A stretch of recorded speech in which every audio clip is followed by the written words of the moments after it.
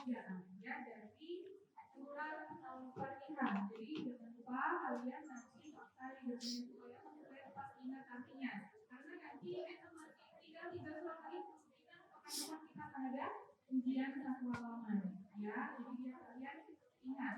Dan nanti kita suratnya dari surat Al-Ikhlas ya.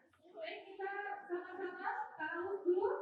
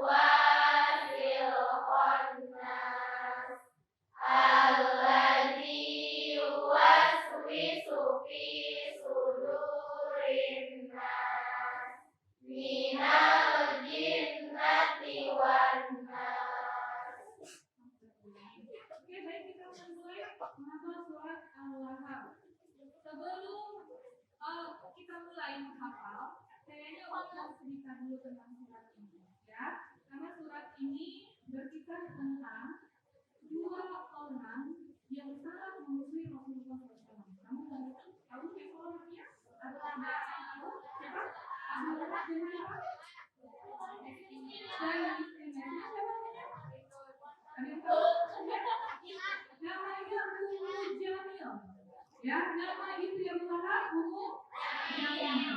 Oke, jadi Abu Lahab ini sebenarnya adalah pahlawan Rasulullah SAW. Ya, tahu ya, pahlawan Rasulullah SAW. Tapi pahlawannya inilah yang pertama kali menentang dakwah Rasulullah SAW. Jadi waktu Nabi Muhammad mengumpulkan penduduk Quraisy di Bukit Sofa, Nabi Muhammad bilang, wahai kaumku, kalau aku bilang besok akan ada pasukan yang menyerbu kalian, apakah kalian percaya? Lalu penduduk Quraisy itu bilang percaya. Karena apa? Nabi Muhammad dikenal sebagai orang yang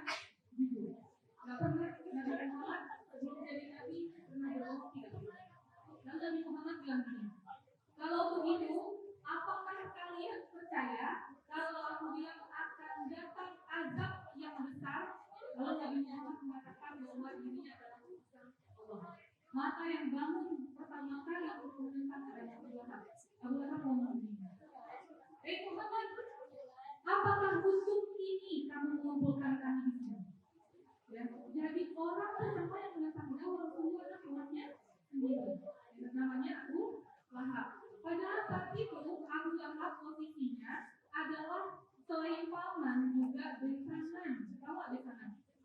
Ya, anaknya Abu Lahab ada 2 orang, namanya Utbah dan Utaibah.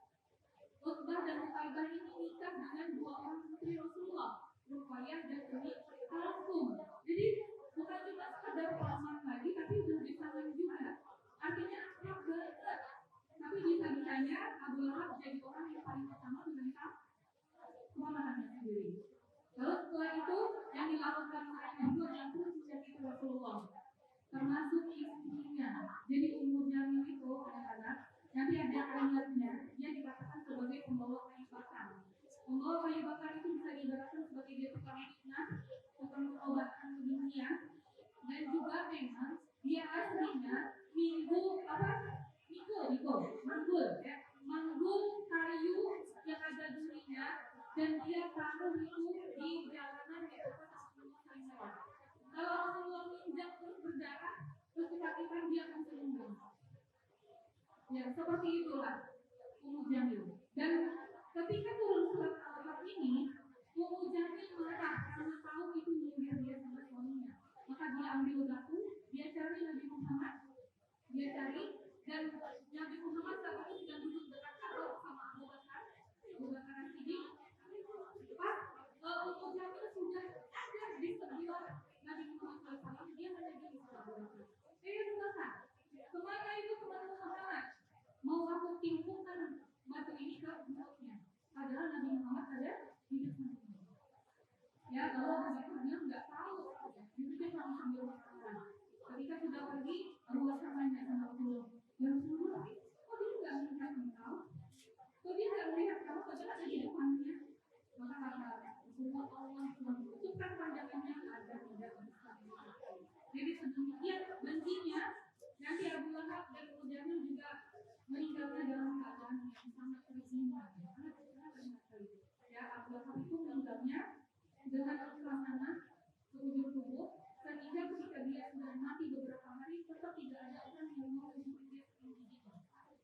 Ya, sehingga akhirnya karena udah berkali-kali digalilah lubang dan orang dari jauh menyodok-nyodok pakai bambu atau pakai kayu supaya jenazahnya terlindung masuk ke dalam tanah. Jadi begitulah cara dia mati dengan cara yang sangat-sangat dibutuhkan oleh Allah. Oke, baik ya. Jadi inilah surat yang akan kita hafal pagi ini sama-sama. Yuk, kita taus dulu.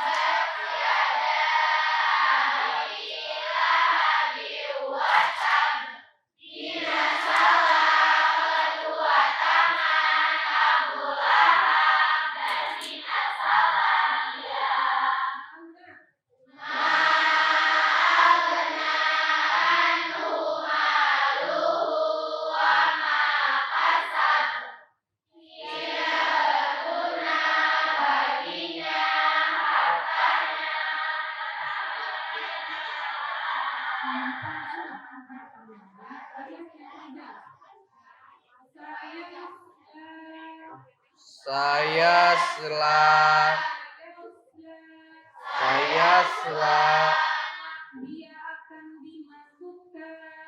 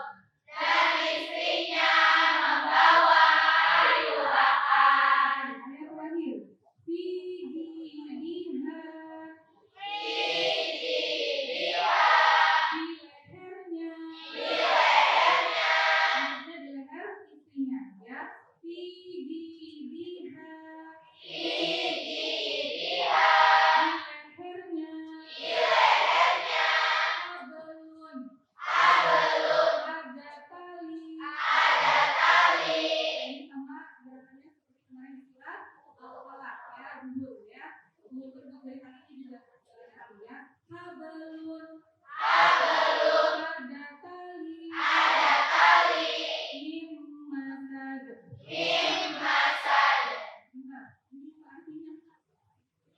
Yang ditinggal. Mim masad. Yang terpintar. Fi diha. Di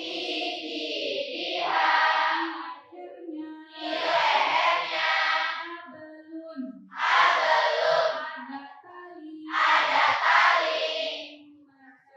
Mim masad. Yang terpintar. Di bawah kalimat itu jangan kita pakai tali. Nanti di akhirat dia sudah disiksanya dengan cara lehernya diikat pakai tali tapi bukan hidungnya, tapi tali pakai hidung dari api, ya.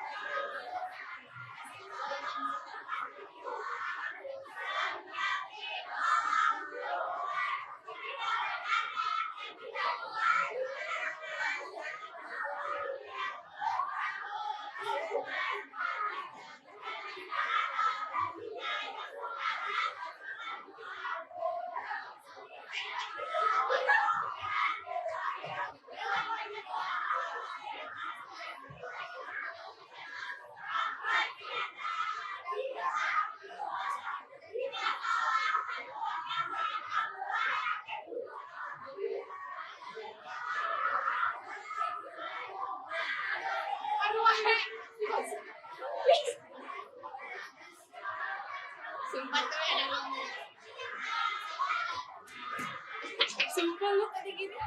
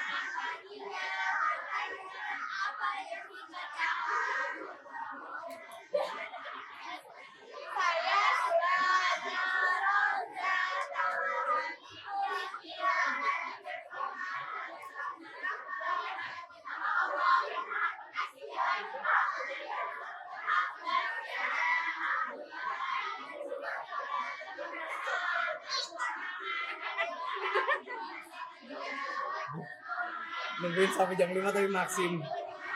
Nungguin sampai jam 5 tapi maksim.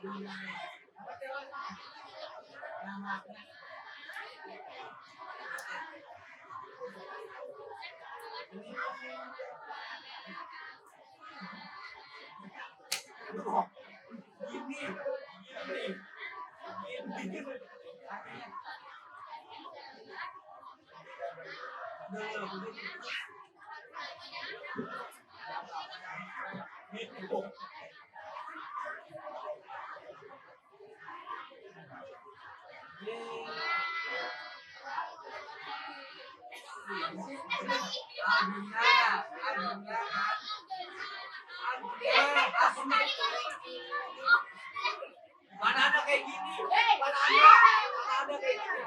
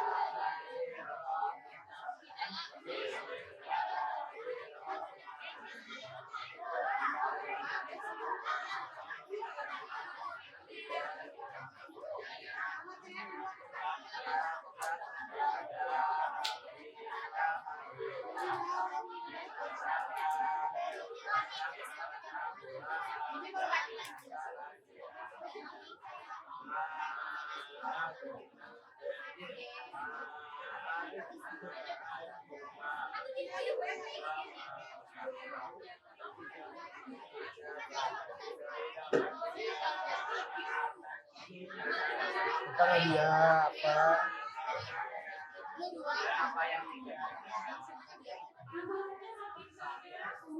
Aduh, cuk, cepet, cuk.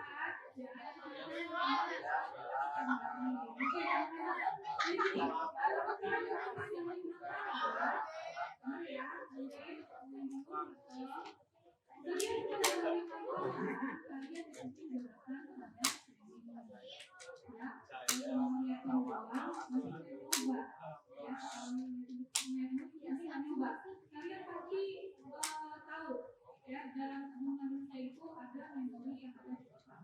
Ada memori yang disebut muscle memory. Memori itu apa? Memori yang dipunyai tubuh kita. Biasanya kalau sangat aktif itu menyebutnya muscle memory. Coba ya, ini ada kalian berpikir dulu sebentar. Kalian sudah lama nggak naik sepeda, ya udah bertahun-tahun naik sepeda. Tiba-tiba ada sepeda, kamu lihat sih, boleh sepeda nggak? Boleh. Kamu naik sepeda, padahal kamu udah 2 tahun 3 tahun naik sepeda, kira-kira masih bisa nggak? Bisa. Itu namanya muscle memory. Kamu udah lama nggak main badminton. Suatu hari teman-teman kalau raket, kok, yuk main. Kamu masih bisa nggak? Apa kamu minta diajarin dulu? Enggak kan? Itu namanya muscle memory. Nah, kita ngapal bukan cuma pakai ini sederhana. Kalau mau pakai ini, yakin deh kayak kamu ngapal pelajaran. Ya, terutama pelajaran sejarah. Tahun berapa pangeran Diponegoro wafat? Pasti pada lupa. Itu karena ngapalnya pakai ini. Tapi kita ngapal pakai gerakan tangan supaya apa? Ada muscle memory. Nah, kalau ini dia sebenarnya hitungannya. Jadi yang bilang udah lama main sepeda masih bisa main sepeda karena dia tetapnya lebih lama kalau dari kita. Ya udah kita main badminton pasti bisa karena nanti dibanding selalu harus sering diulang. Kamu belajar kamu di apa yang berulang kalau enggak nanti pasti lupa. Tapi kalau main badminton sudah perlu ulang lagi, begitu dikasih kamu langsung itu namanya muscle memory. Kalau nggak percaya ini sebetulnya teorinya disebut bola pantulan dan surat yakin. Padahal kamu dibangkitkan nanti tangan dan kakimu akan berbicara. Itu ada surat yakin.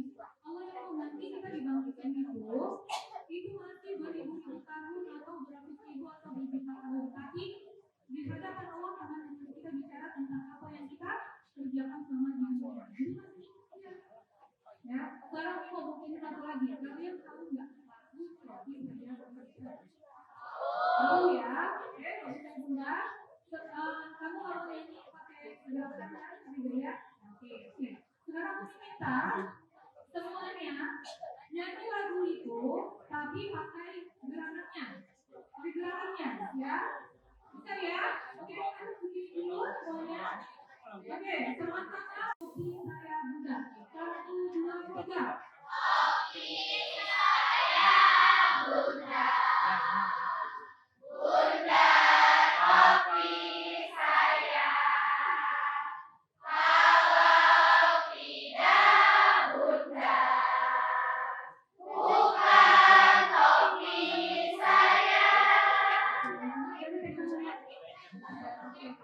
Ini kamu ngapalin kapan?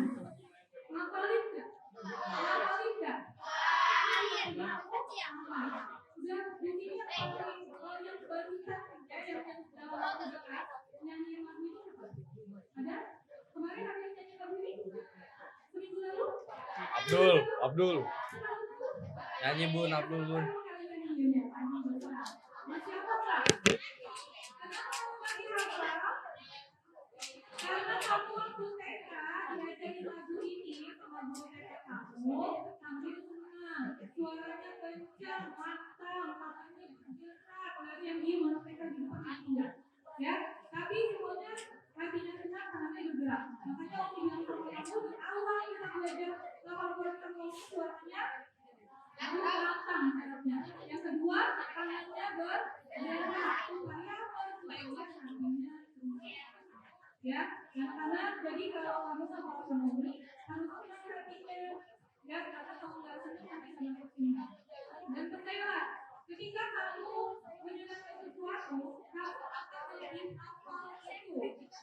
Lihat, ada kejadian yang menyenangkan nggak yang sudah berulang-ulang ada ya? Ada kejadian yang menyedihkan? Kamu udah bekerja terlalu lama tapi kamu ingat. Kamu yang menakutkan udah lama terjadi pada kamu ingat. Kenapa kamu masih ingat? Apakah kamu mengulang-ulangnya atau kamu menuliskan di buku supaya kamu ingat kamu baca-baca dulu? Kenapa kamu masih ingat? Karena saat itu kejadian menyenangkan itu, menakutkan itu, menyedihkan itu menyentuh perasaan ya, perasaan di hati kamu itu aku. Makanya kamu pasti ingat ya, apalagi bisa bikin jauh ya. Jadi itu akan menyentuh hati kamu, maka ingatannya akan terus selalu ada. Nah tadi kita ngomong surat Al-Baqarah. Kalau itu menyentuh perasaan kamu, begitu kamu tahu ada artinya, kamu tahu sekali ada kisah tentang Allah, kamu kira-kira menyentuh hati kamu nggak? Oke, kenapa menyentuh? Kenapa menyentuh? Karena itu terjadi kepada tubuh kita. Ada dua orang, Rasulullah yang sangat membenci Rasulullah dan menyakiti Rasulullah dalam hidup mereka. Jadi itu situasi kita. Kalau kita apa Rasulullah, harus situasi kita. Allah minta, Allah itu Allah minta. Yang nama surat Al-Baqarah, nama surat An-Nas, kamu baru tahu bahwa surat itu disebut berkaitan dengan Rasulullah kena sihir ya, sama penyihir. Jadi harus menyentuh perasaan kita. Dan Al-Quran itu adalah surat sihir buat kita. Jadi kita bacanya, belajarnya, tapi kita ilami ya. Oke. Jadi kalau kita sudah banyak, kalian ingat besok kalau kita pakai motoran, kalau masih belajar ini, tapi oke. Karena begitu biasa ya pelajaran Indonesia.